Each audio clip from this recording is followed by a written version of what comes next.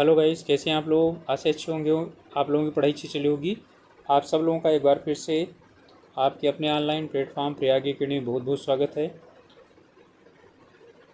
आज हम लोग उपस्थित हुए हैं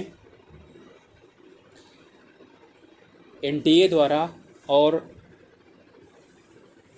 जो हमारा अध्यापक शिक्षा परिषद है उसके द्वारा, एनसीटी जिसको आप लोग बोलते हैं, इसके द्वारा आयोजित की जाने वाली 4 वर्षीय, ठीक है, इंटीग्रेटेड परीक्षा। तो इसमें हमारा 4 वर्षीय इंटीग्रेटेड बीएड परीक्षा के लिए, बीए बीएड, बीएससी बीएड आदि के लिए जो परीक्षा आयोजित की जानी है उससे संबंधित जो हमारे टीचिंग एप्टीट्यूड से प्रश्न पूछे जाने हैं, ठीक है, उनके लिए कुछ हम लोग लेकर के स्टडी मटेरियल आए हैं। इसके बाद हम एमसीक्यू भी करेंगे। इनके बाद यानी कुछ थोड़ा सा पढ़ेंगे और कम से कम बेसिक चीज़ें तो पता होनी चाहिए नाम आप लोगों को। उसके बाद हम लोग क्या करेंगे, एमसीक्यू सॉल्व करेंगे। वहाँ से आप लोगों को काफ़ी ज़्यादा हेल्पिंग मिलेगी। तो इंग्लिश और हिंदी मीडियम दोनों में होगा। ज़्यादातर जो नोट्स होंगे हिंदी में होंगे, लेकिन इंग्लिश में भी हम लोग इसको एक्सप्लेन करने की कोशिश करेंगे। ओके, तो बुद्धि यानी इंटेलिजेंस, इंटेलिजेंस है क्या, ठीक है। इसको सामान्यतः इसकी कोई खास परिभाषा दी नहीं जा सकती है, ठीक है। तो मनोवैज्ञानिकों ने, जो साइकोलॉजिस्ट हैं, इन्होंने इसकी अलग अलग अपनी परिभाषा दी है। लेकिन इसमें हम लोग देखते हैं कि जो बुद्धि है वो अंग्रेजी के इंटेलिजेंस शब्द से बना हुआ है, ठीक है। और जो इंटेलिजेंस है वो लैटिन भाषा के 2 शब्दों से, इंटर, ठीक है, और लीजर, लेजर शब्दों से मिलकर के बना हुआ है। और जिनमें होता है बहुत में से चयन करना। इंटर का मतलब होता है बहुत में से, और जो है ना लेजर का मतलब है चयन करना। तो इसका मतलब इंटेलिजेंस का मतलब हो गया कि अनुकूलित विकल्पों की क्षमता। ओके, लेकिन जो है ना अलग अलग तरीके से ये लोग जो है वो करते हैं। तो यहाँ पर आपका जो सबसे पहला प्रश्न बनने की संभावना है वो ये है कि इंटेलिजेंट किन 2 शब्दों से मिलकर के बना हुआ है। तो इससे मिलकर के बना हुआ है। ओके, चलिए अब हम लोग पढ़ेंगे बुद्धि के प्रकार। तो थॉर्नडाइक और गैरेट ने, सामान्यतः वैसे बुद्धि कई प्रकार की होती है, लेकिन इन्होंने बोला कि बुद्धि जो है ना 3 प्रकार की है। थॉर्नडाइक और गैरेट के अनुसार बुद्धि 3 प्रकार की है। एक है अमूर्त बुद्धि, ठीक है। ध्यान रखिएगा, अमूर्त बुद्धि के मैं एग्जाम्पल बताऊंगा। तो अमूर्त बुद्धि का मतलब ये हुआ कि ऐसे लोग जो पढ़ने लिखने में ज़्यादा इंटरेस्ट लेते हैं, सोचने विचारने में ज़्यादा इंटरेस्ट लेते हैं, ठीक है, उसे अमूर्त बुद्धि कहते हैं। और वो अपने आप को समाज से अलग रखना चाहते हैं, यानी समाज से उतना इंटरेक्ट नहीं हो पाते हैं, ठीक है। तो ऐसे लोग वो होते हैं जो कवि, साहित्यकार, चित्रकार, ठीक है, दार्शनिक, शिक्षक, अधिवक्ता, चिकित्सक, वैज्ञानिक, इन सब में क्या पाई जाती है, अमूर्त बुद्धि पाई जाती है। ओके, क्लियर हो गया। इसके बाद है मूर्त बुद्धि या स्थूल बुद्धि, अर्थात जो मशीनों से काम करना चाहते हैं। मूर्त का मतलब है जो सामने, तो जो सामने है उससे सिर्फ जो काम करना चाहते हैं उसे हम बोलते हैं मूर्त बुद्धि या स्थूल बुद्धि। ओके, तो यहाँ पर जो पेनिकी जैसे कारीगर है, इंजीनियर है, औद्योगिक कार्यकर्ता है, इन सब के लिए यानी जो सामने वस्तुओं को देख करके, व्यवहार में वस्तुओं को देख करके और उसके अनुसार कार्य करना, इसे यांत्रिक बुद्धि भी कहा जाता है।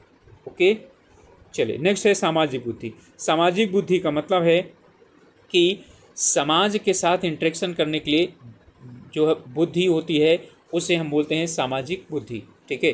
तो सोशल इंटेलिजेंस जो होती है, ठीक है, ये ज़्यादातर किसमें पाई जाती है, राजनेताओं में पाई जाती है, ठीक है। तो इसमें ये सामाजिक परिवेश में समायोजन की क्षमता होती है। तो जो यानी कि जो अमूमन क्या होते हैं, जो नेता होते हैं, नेता होते हैं, सामाजिक कार्यकर्ता होते हैं, सोशल वर्कर होते हैं, तो उनमें क्या की जाती है, ये पाई जाती है, कार्यकर्ता होते हैं, इनमें ये क्या होती है, पाई जाती है। ओके, क्लियर हो गया, समझ में आ गया होगा आप लोगों में। देखिए इसके बाद किसी बच्चे में बौद्धिक क्षमता का विकास कैसे होता है। जब बच्चा जो है यानी कि पैदा होता है, उससे प्रथम 2 वर्ष में कैसी कैसी बुद्धियों का विकास होता है, ठीक है। यहाँ से क्वेश्चन पूछा गया है और इस पूरे टॉपिक से कम 3 से 4 क्वेश्चन पूछे जाने की संभावना यानी कि हो जाती है। इसे पहले वर्ष में वो क्या करता है, इंद्रिय गोचर गामक क्रियाएँ करता है, ठीक है।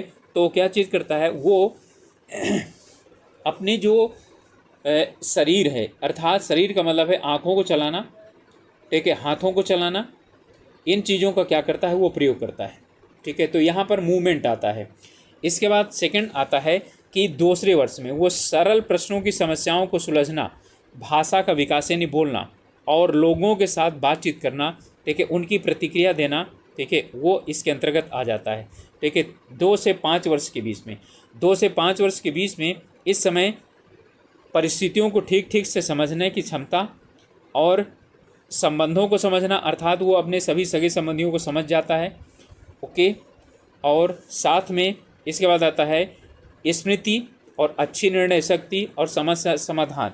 ठीक है, ये सभी चीज़ें उसके अंतर्गत विकसित हो जाती हैं। इसके बाद 5 से 8 वर्ष तक में तो उसके अंतर्गत क्या आता है, उसकी स्मृति का काफ़ी ज़्यादा विकास हो चुका होता है। ठीक है, और वो सभी समस्याओं को अच्छी तरह से समझने लगता है। ओके, चलिए इसके बाद नेक्स्ट है 8 से 12 तक। 8 से 12 तक में कई चीज़ें क्या होती हैं, उनमें यही तो अमूमन क्या होती है, किशोरावस्था या प्रारंभिक किशोरावस्था होती है। इसमें समस्याओं को और उनकी स्थितियों को समझना, असंगतियों को पहचानना और जो अपना आपस में वातावरण है उसके तत्वों को पहचानना, अर्थात अपने आसपास के एटमॉस्फेयर को पहचानना, सामाजिक और राष्ट्रीय समस्याओं की जानकारी, नेशनल और इंटरनेशनल यानी सोशल जो उसको जो है ना जानकारी है वो उससे हो जाता है। प्रश्नों के युक्तिपूर्ण यानी प्रश्नों का जो है ना उत्तर आंसर सोच करके देना और शब्दों को ठीक ठीक अर्थ समझना और उसमें सूक्ष्म अंतर स्पष्ट करना, ये इसके अंतर्गत आ जाता है। ठीक है, यानी अंडरस्टैंडिंग की जो है ना उसमें क्षमता आती है। ठीक है, और वो सभी काम क्या करता है, नियम के अनुसार करता है, टू द रूल। ठीक है, और भाषा का उचित प्रयोग करना शुरू कर देता है और दिन प्रतिदिन के जीवन की जो सूचनाएं होती हैं उनको एकत्र कर लेता है। इसकी सबसे बड़ी जो समस्या होती है इसमें भावात्मक संज्ञाओं का विकास, जैसे न्याय, बदला, दया, परोपकार, दान, ये सभी क्या होते हैं यानी इन इसके अंतर्गत आना शुरू हो जाती हैं। ठीक है, 11 वर्ष तक पहुँचते पहुँचते बच्चे में जो है ना ख्वाबों में खोए जाने की जो है ना वो आता है, जिसके कारण वो कहानियाँ वगैरह सुनना ज़्यादा पसंद करने लगता है। इसके बाद 12 से 18 वर्ष, ठीक है, एडोलेंस जो एज होती है किशोरावस्था, तो इसमें बालक जो है ना कठिन स्तर के प्रश्नों का स्पष्ट उत्तर देना शुरू कर देता है। ठीक है, अनेक जो वाक्य हैं उन्हें अलग अलग सेंटेंस बोलता है, समझता भी है। ठीक है, जो चित्र उसके सामने प्रस्तुत किए जाते हैं उनका क्या करता है, वो सेटिस्फैक्ट्री आंसर देता है, संतोषजनक उत्तर देता है। ठीक है, अंकों को उल्टा दोहरा सकता है। अंकों को उल्टा का मतलब है 100, 99, ठीक है, 98 और यहाँ से कहाँ तक 1 तक पहुँच जाता है। ओके, इसके बाद भावात्मक संज्ञा जैसे साहस है, स्नेह है, ठीक है, आदि को समझना शुरू कर देता है। रिक्त स्थानों की पूर्ति सोच समझ करके करना शुरू कर देता है। चलिए अब हम पढ़ेंगे कि बुद्धि के सिद्धांत कितने हैं। ठीक है, तो बुद्धि के सिद्धांत, ओके, तो इसमें थियरीज, तो इसमें कई थियरीज दी गई हैं, अलग अलग हैं, तो हम लोग इनमें देखेंगे।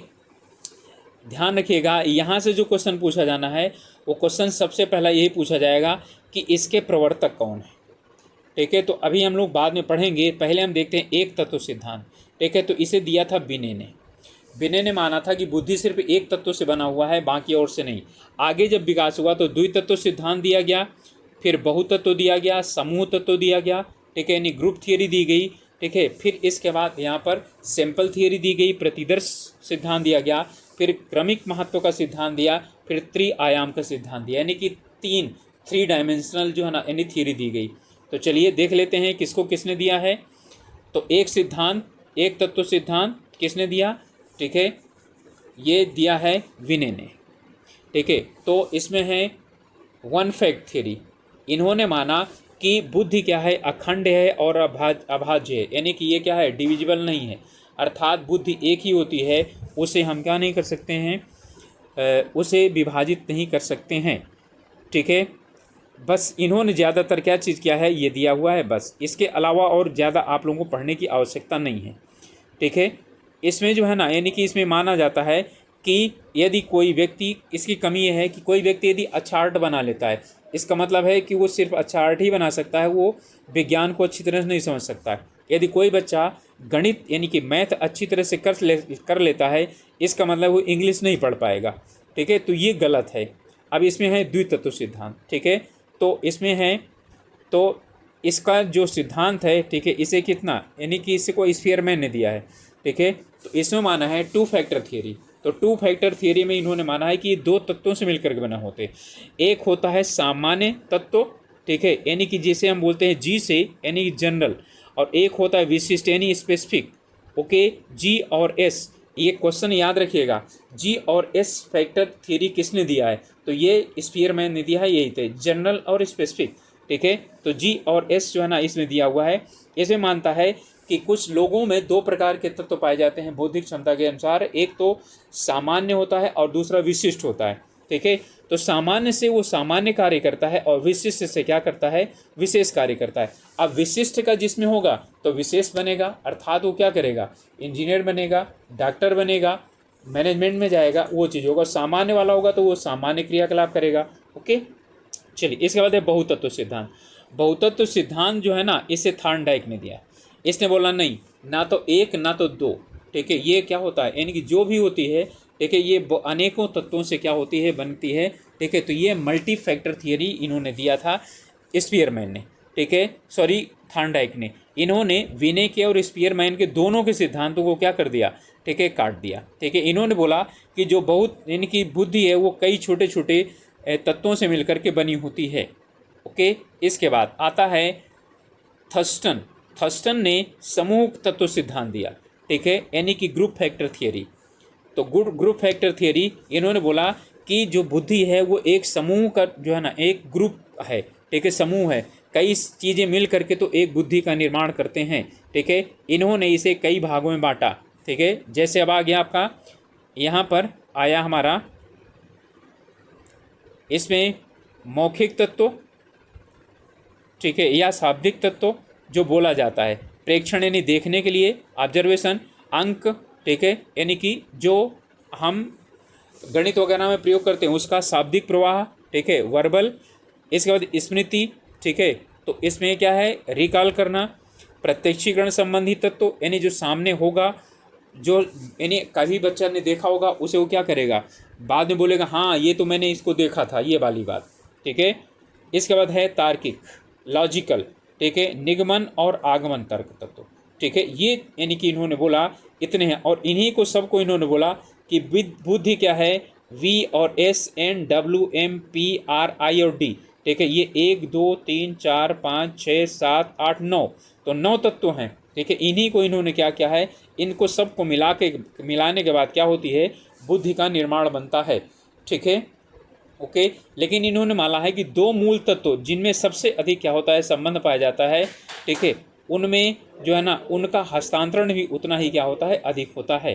ओके, इसके बाद है प्रतिदर्श, सैम्पलिंग, ठीक है, थियरी। इनमें इसका जो यानी सिद्धांत के देने वाले हैं वो थॉमसन, याद रखिएगा, यही पूछना है ये सिद्धांत किसने दिया है, ठीक है। इन्हें मानते हैं कि बुद्धि में जो है ना कई तरीके के स्वतंत्र जो यानी कि फ्री फैक्टर होते हैं उनसे मिलकर के बना हुआ होता है, ठीक है। यदि कोई व्यक्ति कोई कार्य करता है तो उसके लिए वो अपनी योग्यताओं का प्रयोग करता है, ठीक है, लेकिन वो अपनी संपूर्ण योग्यताओं का प्रयोग कभी भी नहीं करता है। इसके बाद 6 है, ठीक है, क्रमिक महत्व का सिद्धांत, यानी इसे जो है ना किसने दिया है, इसे बर्नोट और बर्ट ने दिया है। इन्होंने माना कि इसमें जो क्रम है, ठीक है, सीरियल है, उसे ज़्यादा महत्व दिया जाता है, ठीक है। तो इन्होंने माना कि इसमें मानसिक योग्यता 2 प्रकार से बांटी जा सकती है, एक क्रियात्मक यांत्रिक और प्रेक्षण और शारीरिक, और दूसरा यानी शाब्दिक और सांख्यिक, ठीक है।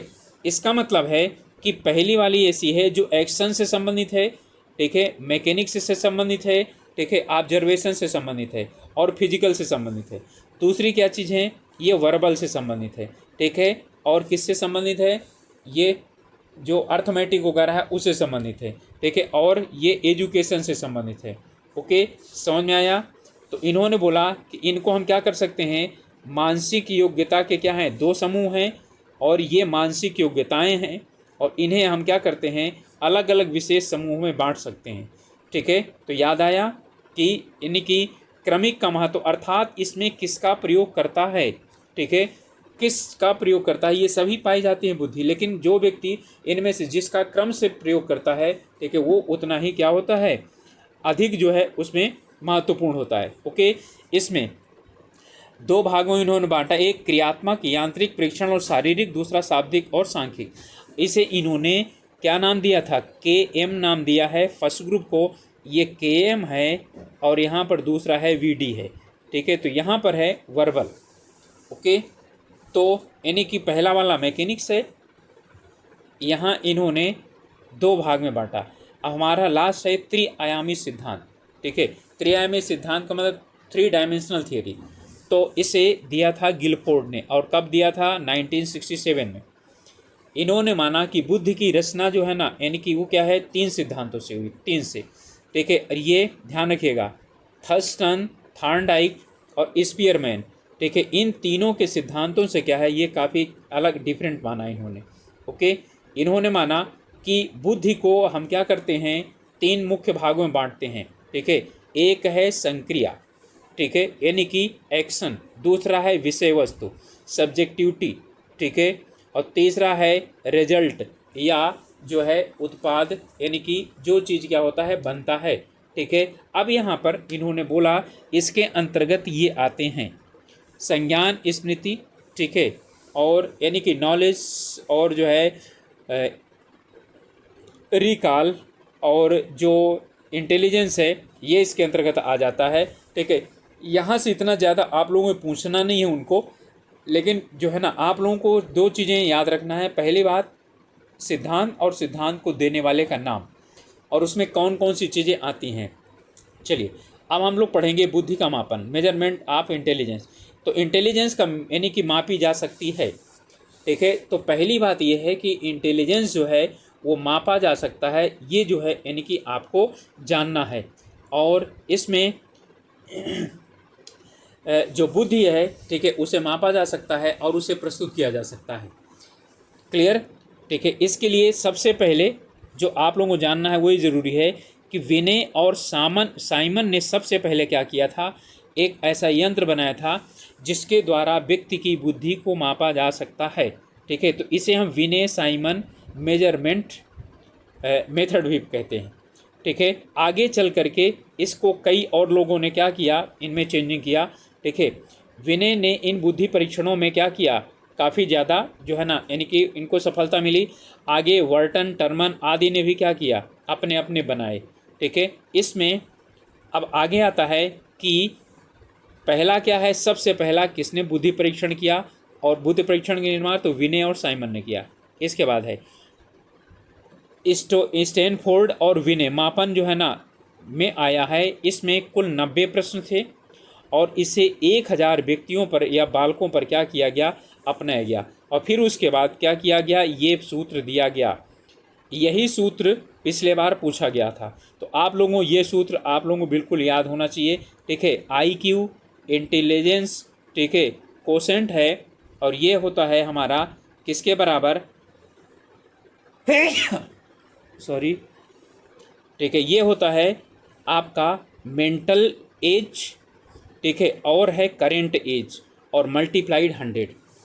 ठीक है, तो जो इन्होंने 90 प्रश्न निर्धारित किए ना, वही मेंटल एज थी। ठीक है, और करेंट एज का मतलब है जिस एज का वो बच्चा था। ओके, तो ये बिल्कुल याद रखिएगा, IQ = MA/CA × 100। इसी को ही आप क्या कर दें, यानी कि MA निकालना है तो MA हो जाएगा IQ और ×CA/100। तो इसी को आप आगे पीछे करके वो कर लेंगे। ठीक है, इसे हर बच्चे आप लोग नोट कर लीजिए। ठीक है, और नोट करके और इसे बिल्कुल ध्यान से समझ लीजिए और इसे याद कर लीजिए। ओके, चलिए अब हम लोग पढ़ेंगे कि यहाँ पर जो इन लोगों ने दिया था, ठीक है, यहाँ से भी आपको एक क्वेश्चन ज़रूर मिलेगा, निश्चित है। इसमें कह रहा है यानी कि जब यानी दिया गया तो यहाँ पर 140 या इससे अधिक होता है तो प्रतिभाशाली होता है, यानी कि वेरी सुपीरियर। तो ये क्या होता है, वेरी सुपीरियर होता है। 120 से 140 तक सुपीरियर होता है। ठीक है, और यहाँ पर जो 110 से और 120 तक है, ठीक है, ये जो है ना अपर जनरल होता है, या हाई एवरेज कह सकते हैं, हाई एवरेज। और 90 से 110 तक इसे बोला जाता है एवरेज। ठीक है, याद रखिएगा, यही सबसे ज़्यादा क्वेश्चन पूछा गया है। 90 से 100 तक क्या होता है, एवरेज होता है। ओके, यानी सामान्य बुद्धि, औसत बुद्धि। 75 से 90 तक अल्प बुद्धि, ठीक है, यानी कि लो एवरेज। और जो है इसके बाद 50 से 75 तक, ठीक है, इसमें कौन सा होता है मूड, यानी कि मूर्ख अर्थात इडियट, ठीक है, या बॉर्डर लाइन, ये भी हम कह सकते हैं इसको, ठीक है। 50 से और 50 तक जो होता है वो मूढ़ होता है, ठीक है। तो मूढ़ का मतलब जो होता है वो स्लो भी होता है और काफ़ी ज़्यादा क्या चीज़ होता है, डल, ठीक है, जिसे आप क्या बोलते हैं, डल। ओके, अब इसके बाद 50 यानी 25 से कम, उसे जड़ बुद्धि कहा जाता है और इसे हम बोलते हैं इमिनेंट। ओके, तो जड़ बुद्धि जो होता है वो इमिनेंट होता है, IMININT। ओके, इमिनेंट यानी जड़ बुद्धि होता है इंटेलिजेंस। अब इसके बाद टर्नर और मेरिल ने 3184 छात्रों पर क्या किया, प्रयोग किया, और उसके बाद जो है इन्होंने ये बता दिया, ठीक है। तो यहाँ पर यानी कि इनका टर्नर और जो है ना वो पहले हमने जनरल बताया था, ठीक है। यहाँ पर भी क्या है, 40 से ऊपर प्रतिभावान, 30 से यानी 130 to 139, ठीक है, बहुत अच्छा, 120 से 29 अच्छा, 110 से 19 प्रखर, ठीक है, और 100 से 109 सामान्य, ठीक है। अब यहाँ पर है आपका 90 से और कितना 99, यही आपका औसत है। 90 से नहीं, इन्होंने 10-10 का 10-10 का डिफरेंस लिया हुआ है। 80 से 89 मंदबुद्धि, ठीक है, और जो है ना यानी 70-79 हीन, और 69 से 69 जड़, और इससे नीचे क्या हैं वो यानी कि बिल्कुल डफ हैं, उनसे कोई वो नहीं है, ठीक है। ओके, तो इन्हें आप लोग एक बार रोक करके और देख लीजिएगा, नोट कर लीजिएगा, और इन्हें तो आप लोग ज़रूर नोट कर लीजिएगा, इनको निश्चित रूप से आपको नोट करना है। इनको मैंने इंग्लिश में भी बता दिया आप लोगों को। ओके, चलिए अब हम लोग क्वेश्चन करेंगे, ठीक है, और फटाफट शुरुआत हो जाइए।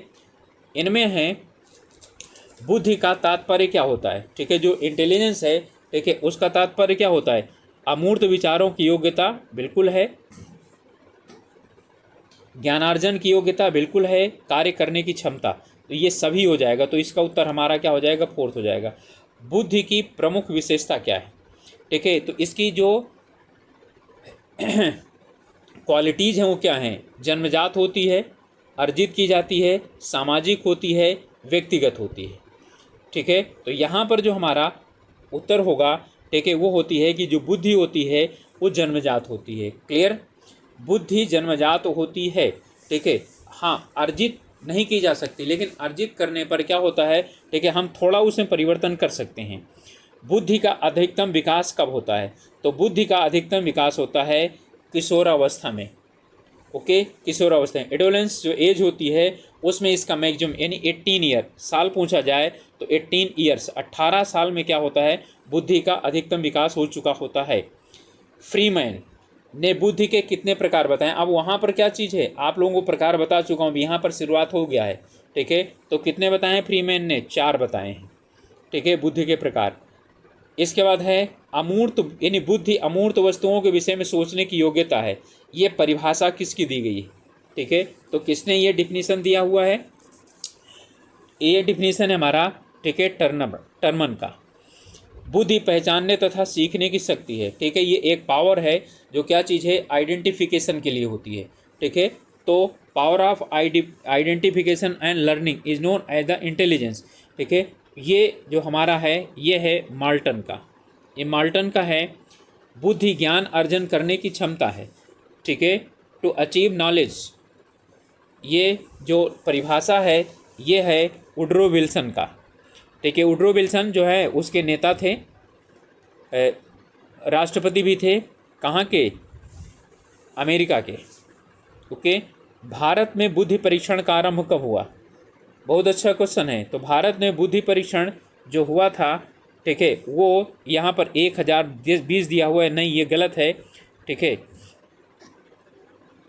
यहाँ पर 1900 जो है ना यानी कि हाँ यही होना चाहिए 1920, ठीक है, 1920 होगा यहाँ पर, 1920 से शुरुआत हुई, ओके, बुद्धि पहचान तथा अधिगम की शक्ति है, आइडेंटिफिकेशन की पावर है। ये कथन किसका, यानी परिभाषा जो है वो किसकी है, तो ये परिभाषा है बिनेट की। अलग अलग सब की परिभाषा क्योंकि वहाँ पर मैंने नहीं बताई, तो यहाँ पर आप लोगों को बता रहा हूँ। बुद्धि परीक्षणों के जन्मदाता किसे कहा जाता है? ओके, तो बुद्धि परीक्षण का जन्मदाता कौन था? विनय। याद है, विनय साइमन टेस्ट पहला बनाया गया था। ठीक है, तो ये जो है ना, यानी फाउंडर कौन है? ठीक है, IQ के। इसके बाद है समूह बुद्धि परीक्षण। ये सर्वप्रथम किस देश में शुरुआत हो? बुद्धि परीक्षण सब जगह जहाँ पर भी आए ना, अमेरिका ही आएगा। अमेरिका में, USA में सबसे पहले क्या किया गया था? ठीक है, एक यानी कि व्यक्तिगत भी और सामूहिक। तो बुद्धि परीक्षण दो प्रकार का होता है, इंडिविजुअल, ठीक है, और ग्रुप। तो इंडिविजुअल जो यानी इंटेलिजेंस का जो यानी परीक्षण होता है, ठीक है, वो सिर्फ एक व्यक्ति का होता है, अलग अलग होता है। और जो है ना, इकट्ठा सब का हो जाता है, ठीक है, वो क्या होता है? समूह पर बुद्धि परीक्षण।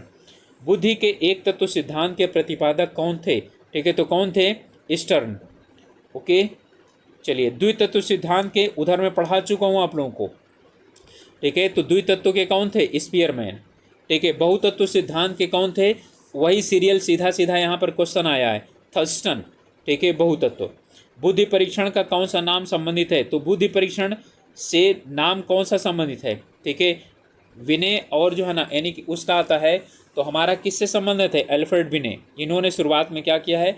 बुद्धि परीक्षण का वो आविष्कार किया था। किस मनोवैज्ञानिक ने सृजनात्मकता को सामान्य बुद्धि कहा है? यानी कि उन्होंने बोला कि क्रिएटिविटी इज जनरल, ठीक है, जो है ना, यानी कि क्या है? इंटेलिजेंस। तो कि जिसने जनरल और स्पेसिफिक दो तरीके का जो है ना इंटेलिजेंस बताया था, वही इसके क्या हो जाएंगे? उत्तर हो जाएगा। ठीक है, तो कौन है? बर्ट। इसके बाद है व्यक्ति के चेहरे को देखकर उसकी बुद्धि का पता लगाया जा सकता है। ठीक है, ये किसने कहा था? तो ये कहा था, ठीक है, लेवेटर ने। वैसे ये क्या था? काफ़ी ज़्यादा, यानी कि वो है। तो ये इसके उत्तर हैं हमारा क्या? लेवेटर। तो 4 उत्तर हो जाएगा इसका। बुद्धि सिर्फ एक सामान्य तत्व से निर्मित है। ठीक है, ये किसने कहा था? तो ये कहा था इनमें से, यानी कि सामान्य तत्व से निर्मित है। ये किसी ने नहीं कहा था और ये किसी का भी नहीं है। ठीक है, तो ये क्या है? इसमें से नन ऑफ दीज होगा, किसी का ये सिद्धांत ही नहीं है। बुद्धि की सार्वभौमिक क्षमता है। बुद्धि क्या है? यूनिवर्सल कैपेसिटी है। ठीक है, ये परिभाषा किसने दी थी? तो ये परिभाषा दिया था वेस्लर ने। बुद्धि वह है जिसका मापन बुद्धि परीक्षणों के द्वारा किया जाता है। ठीक है, तो ये क्या है? यानी कि जिसे बुद्धि परीक्षणों के द्वारा, तो इंटेलिजेंस टेस्ट के द्वारा जिसे क्या किया जाता है? IQ टेस्ट के द्वारा जिसे माना जा सकता है, वही बुद्धि, यानी कि वही बुद्धि है, इंटेलिजेंस है। ठीक है, अब इसके जो वो हैं परिभाषा के देने वाले हैं, वो हैं फ्रीमैन। ओके, इसके बाद विनय के अनुसार बुद्धि में निहित है, ठीक है, क्या क्या? ज्ञान, आविष्कार, निर्देशन और आलोचना, या ये सभी। ओके, तो ये कौन है? ये सभी हैं। ओके,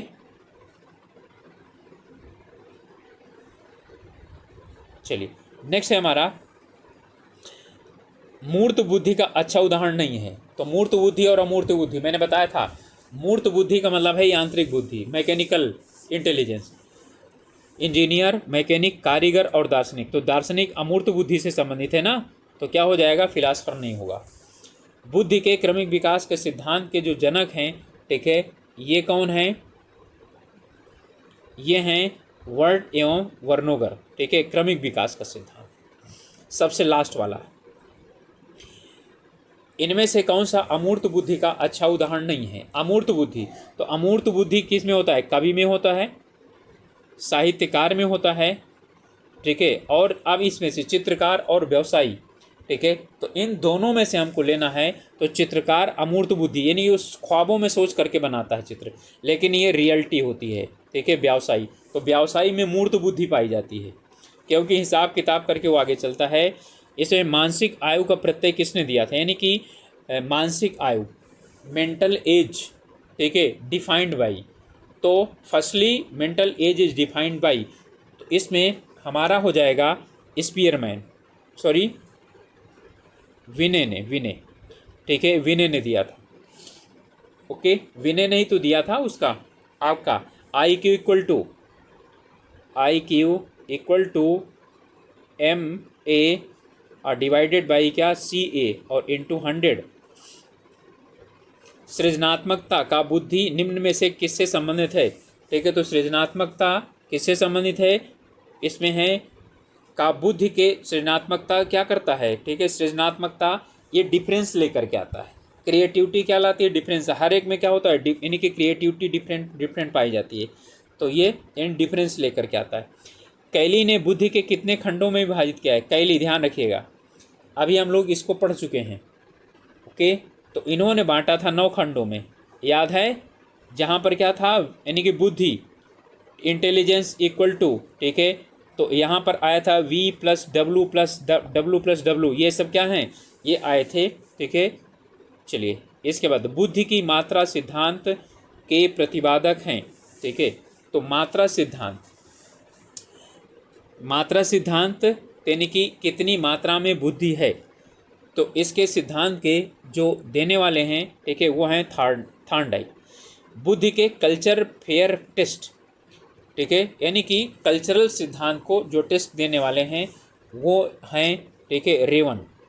बुद्धि के सामान्य के साथ विशिष्ट तत्व भी होता है, यानी द्वितत्व सिद्धांत, सामान्य तत्व सिद्धांत और विशिष्ट तत्व सिद्धांत, जिसे मैंने क्या बताया था? यानी GS थियरी, ओके, जनरल और स्पेसिफिक। इसे विनय स्टर्न यानी कि द्वितत्व सिद्धांत किसने दिया था? यदि आप लोगों को मालूम है तो तुरंत इसका आप लोग क्या करेंगे? उत्तर दे देंगे। तो कौन था? स्पीयरमैन। क्या नया आविष्कार, नया चिंतन, नई योजना नई बुद्धि के सहारे होता है? आप बताइए। अमूर्ति बुद्धि, मूर्ति बुद्धि, गामक बुद्धि या इनमें से सभी के द्वारा होता है, ठीक है। तो किसके द्वारा होता है? अमूर्त बुद्धि के द्वारा। थॉर्नडाइक के अनुसार बुद्धि क्या है? मूर्त है, अमूर्त है, यांत्रिक है, उत्रोक्त सभी है। तो थॉर्नडाइक ने माना है कि बुद्धि क्या है? अमूर्त है। बुद्धि सापेक्ष रूप से नवीन परिस्थितियों में समायोजन करने की जन्मजात योग्यता है। ये सब परिभाषाएं हैं, ठीक है, जितनी भी परिभाषाएं थी सब इसमें इंक्लूड हैं। ये जो है यानी मानता है कि किसी भी जो यानी कि घटना है उसके साथ कोऑर्डिनेशन बैठाने की जो क्षमता है, ठीक है, एफिशिएंसी है, उसी को ही हम इंटेलिजेंस कहते हैं, ठीक है। तो इसका जो है वो बर्ट ने इसको परिभाषा दिया था। इसके बाद हमारा बुद्धि लब्धि के लिए विशिष्ट श्रेय किस मनोवैज्ञानिक को जाता है? ठीक है, तो इसमें मैकडूगल, कोहलर और नहीं तो मैकडूगल को, ना कोहलर को, सिगमेंड्री को भी नहीं जाता, स्टर्न को जाता है, ठीक है, बुद्धि लब्धि के लिए। और यदि विनय होता तो विनय को जाता। बुद्धि लब्धि IQ का प्रत्यय किसने दिया था? आ गया यहाँ पर, ठीक है। तो इसे टर्मन ने दिया था, जड़ ने दिया था, कैटल ने दिया था, थॉर्नडाइक ने दिया था। तो इसे किसने दिया था? टर्मन ने दिया था, ओके। तो यहाँ पर स्टर्न और टर्नर दोनों हैं आगे। यहाँ पर है हावर्ड गार्नर का बुद्धि का सिद्धांत पर बल देता है। किस पर बल देता है? ठीक है, तो ये बल देता है कि प्रत्येक व्यक्ति की विलक्षण योग्यता, यानी मानते हैं कि हर एक व्यक्ति में कोई न कोई एक स्पेसिफिक जो क्वालिटी है वो पाई जाती है, ओके। मोहित की बुद्धि रोहन की बुद्धि से अच्छी है, जिसका मुख्य कारण क्या है? क्वेश्चन अच्छी तरह समझिएगा। वातावरण, आनुवांशिकता, शारीरिक गतिक बुद्धि या 1 और 2 दोनों, ठीक है। तो यहाँ पर क्या होगा? वातावरण भी और आनुवांशिकता भी, ये दोनों क्या हो जाएंगे? इसमें इसके लिए उत्तरदायी होंगे, ओके। एक नर्तक की कौन सी बुद्धि प्रधानता होती है? नर्तक में कौन सी बुद्धि?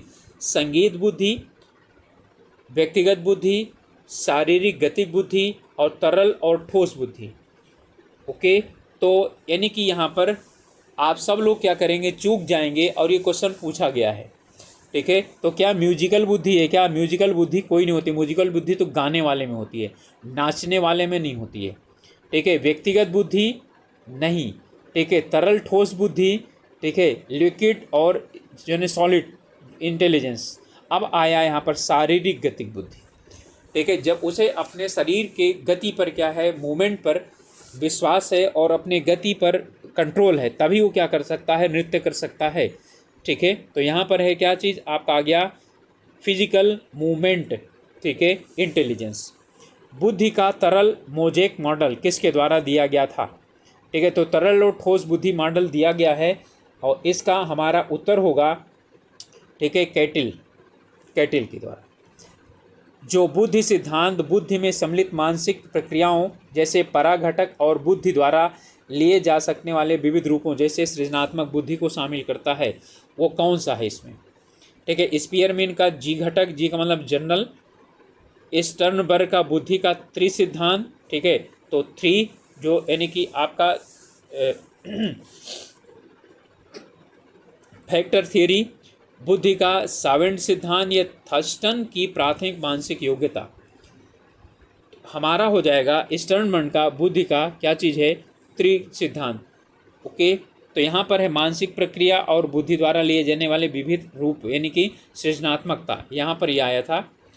नेक्स्ट है हमारा, और नहीं है तो आगे यानी पहले बताया गया है, इसको फिर से एक बार रोक करके और जा करके आप लोग देख लीजिएगा के अतिरिक्त बुद्धि के निम्नलिखित पक्षों में स्टर्नबर्ग के त्रिसिद्धांत में संबोधित किया गया, यानी इसमें कौन सा ऐसा है जो इसमें इसके थ्री फैक्टर थियरी में बताया गया है? तो थ्री फैक्टर थियरी तो हैं। ओके, तो थ्री फैक्टर थ्री में यहाँ पर क्या नहीं है? सोसाइटी की बात नहीं किया गया है। संदर्भगतता, अवभूतता और अनुभविक, ये सब क्या हैं? इसके अंतर्गत आते हैं। तो हमारा जो आंसर हो जाएगा वो हो जाएगा सोशल। बुद्धि के विकास में वंशानुक्रम की अपेक्षा वातावरण का प्रभाव अधिक पड़ता है। ठीक है, बताइए, वंशानुक्रम की अपेक्षा वातावरण का प्रभाव अधिक पड़ता है, क्या ये सही है या गलत है? ठीक है, तो ये क्या है? बिल्कुल सत्य है। ठीक है, जिस वातावरण में बच्चा रहेगा, ठीक है, वो उसी तरह का क्या चीज़ करेगा, यानी सीखना शुरू कर देगा उसी तरह की चीज़। मंद बुद्धि बालक की बुद्धि लब्धि कितनी होती है?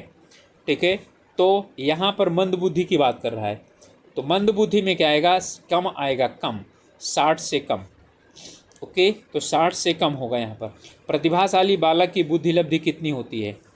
30 से ऊपर, 20 से ऊपर, 140 से ऊपर, 150 से ऊपर। तो प्रतिभाशाली की बात कर रहा है। ओके, तो प्रतिभाशाली में क्या होता है? अति प्रतिभाशाली।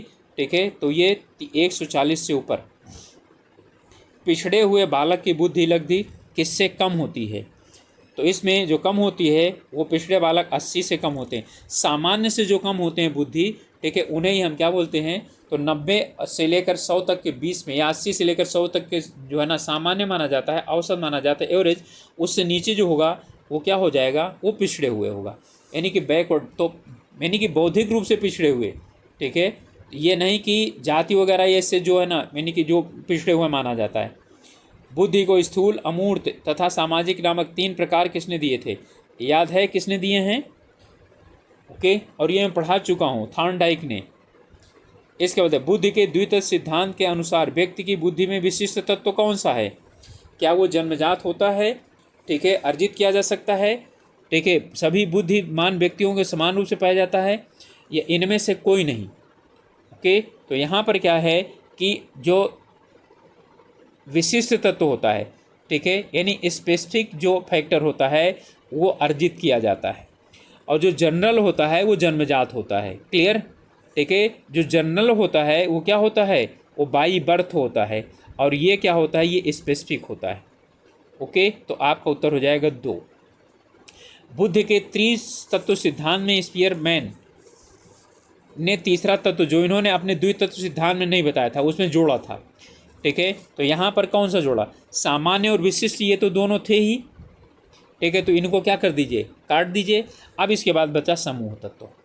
ठीक है, एकल तत्व से कोई लेना देना नहीं है। यदि जनरल भी देखें तो क्या चीज़ हो जाएगा? ये आपको आ जाएगा। अब इसके बाद यानी समझ में आ जाएगा। बालक प्रसंग बोध परीक्षण 3 से 10 वर्ष की आयु के बालकों के लिए बनाया गया है। ओके, इस परीक्षण में कार्ड में प्रतिस्थापित किया गया है किन किन चीज़ों को? सजीव वस्तुओं के स्थान पर निर्जीव वस्तुओं को, लोगों के स्थान पर जानवरों को। ठीक है, इसमें क्या किया गया है? इसी को किया गया है। ठीक है, यानी कि जानवरों के चित्र उसमें क्या किए गए हैं? बनाए गए हैं। एक बालक जिसकी बुद्धि लब्धि 105 है उसे वर्गीकृत किया जाता है, तो ये सामान्य से ऊपर है। ठीक है, तो जब सामान्य से ऊपर है तो क्या हो जाएगा आपका? ठीक है, अमूमन जो है ना, यह सामान्य के अंतर्गत आएगा, सामान्य से अधिक सामान्य। ठीक है, तो 105 है तो हम क्या कर सकते हैं? सामान्य तक ले सकते हैं। ठीक है, तो सामान्य बुद्धि के अंतर्गत आ जाएगा। बुद्धि लब्धांक सामान्यतः रूप में शैक्षणिक निष्पादन से संबंधित है। ठीक है, यानी कि शिक्षा में जो है बुद्धि लब्धांक यानी आयु क्यों सामान्य तौर पर क्या किए जाते हैं, प्रयोग किए जाते हैं। ठीक है, जब ये प्रयोग किया जाता है तो इसका मतलब क्या चीज़ है, ये उच्च रूप से शैक्षणिक निष्पादन में संबंधित होते हैं। इनको बहुत ध्यान रखा जाता है। 60 मिनट में आपको 60 प्रश्न, ध्यान दीजिएगा, 60 मिनट में आपको 60 प्रश्नों के उत्तर देने हैं। आप कितने अधिक से अधिक प्रश्नों के उत्तर दे पाए, ये बुद्धि परीक्षण है। किस चीज़ का, शक्ति बुद्धि का, गति बुद्धि का, ठीक है, यानी कि पावर इंटेलिजेंस, मोटिव यानी मूवेबल इंटेलिजेंस, ठीक है, या वर्बल इंटेलिजेंस, या इनमें से कोई सा भी नहीं। ओके, तो आपका किसका होगा, ये गतिक का होगा, कितनी तेजी से आप काम कर सकते हैं। ओके, इस बाद एक बालक यंत्रों और मशीनों में रुचि लेता है, यानी मैकेनिकल, वो मैकेनिक बुद्धि होगी उसकी, अपनी खिलौना कार को खोल देता है। उसके अंदर कौन सा बुद्धि है, तो कौन सी बुद्धि है, ठीक है, उसके अंदर मूर्ति बुद्धि है। ओके, वर्तमान समय में बुद्धि का मापन क्यों आवश्यक है, तो जरूरी है कि जो है यानी कि उसको बच्चे का आईक्यू हमें पता हो, फिर उसके अनुसार हम क्या कर सकते हैं, उनको हम उनके साथ जो शिक्षण कार्य है उसी तरह से कर सकते हैं। ओके, तो यहाँ पर है पिछड़े बालकों के चुनाव हेतु, भावी सफलता के ज्ञान हेतु, बालकों के वर्गीकरण हेतु उपरोक्त में से सभी। ओके, तो यहाँ पर है यानी कि इसमें वर्तमान में बुद्धि का पालन मापन क्यों आवश्यक है। ठीक है, तो इसका हमारा क्या हो जाएगा, उपरोक्त सभी। ठीक है, पिछड़े बालकों के चुनाव नहीं, ये नहीं होगा। ठीक है, हमारा होगा भावी सफलता के ज्ञान हेतु। ओके, इसलिए है, क्लियर, ध्यान रखिएगा। जैसे मैं मुझसे यानी कि हुआ तो आप लोग क्या करिए, पिछड़े बालकों का हमें चुनाव नहीं करना होता है। ओके, हमें पिछड़े बालकों का चुनाव करने की आवश्यकता नहीं होती है, हम सभी बालकों को समान रूप से ट्रीट करते हैं। ठीक है, अब यहाँ पर आई क्यू, तो आई क्यू का क्या चीज़ है, आप लोगों को याद है ना, I Q equal to mental age divided by current age, तो M A by C A. ठीक है, तो एम बाद में आता है तो इसे ऊपर कर दीजिए, सी बाद में पहले आता है तो इसे यानी नीचे कर दीजिए। ठीक है, तो यहाँ पर ये दिया हुआ है तो आपका ए हो जाएगा इंटू 100। इसके बाद है कक्षा में एक बालक अपने साथियों की अपेक्षा हर पाठ को सबसे तीव्रता से पढ़ता है और समझता है, समस्या समाधान अद्वितीय तरीके से करता है, इसका आईक्यू क्या होगा। ठीक है, इसका मतलब है वो सभी चीज़ों को क्या कर रहा है, अलग तरीके से कर रहा है, तो क्या होगा, 140 से अधिक होगा। ठीक है, कक्षा में सामान्य बुद्धिलब्धि वाला बालक जिसकी बुद्धिलब्धि औसत है, ठीक है, उसका आईक्यू कितना होगा। ओके, तो यहाँ पर आईक्यू कितना होगा, वो 90 से 91 से लेकर के और 110 तक होगा। ओके, तो ये हमारा जो है आप लोगों को आईक्यू के विषय में था, और कोशिश की गई है कि, और आप लोग इतना याद रखिए 3-4 क्वेश्चन जो यहाँ से आने हैं वो इसी के अंतर्गत आएंगे। ओके, और आप लोगों से रिक्वेस्ट है कि अभी तक चैनल को सब्सक्राइब नहीं किए हैं या नए हैं तो प्लीज़ ज़रूर सब्सक्राइब कीजिए। ठीक है, और यदि आप लोगों का सहयोग ठीक रहा तो हम लोग जो कुछ दिन बचे हुए हैं इनमें बहुत तेज़ी के साथ आप लोगों के कई जो वो हैं मतलब कि इससे संबंधित आईक्यू वगैरह या टीचिंग एप्टीट्यूड से संबंधित जो थोड़ा सा थियरी है जो आप लोगों को नहीं पता है, और एमसीक्यू वो आप लोगों को करवा दिया जाएगा। ओके, तो आप लोग अपनी पढ़ाई अच्छी तरह से कीजिए और मिलते हैं अगले वीडियो में। तब तक के लिए ऑल द बेस्ट। ओके।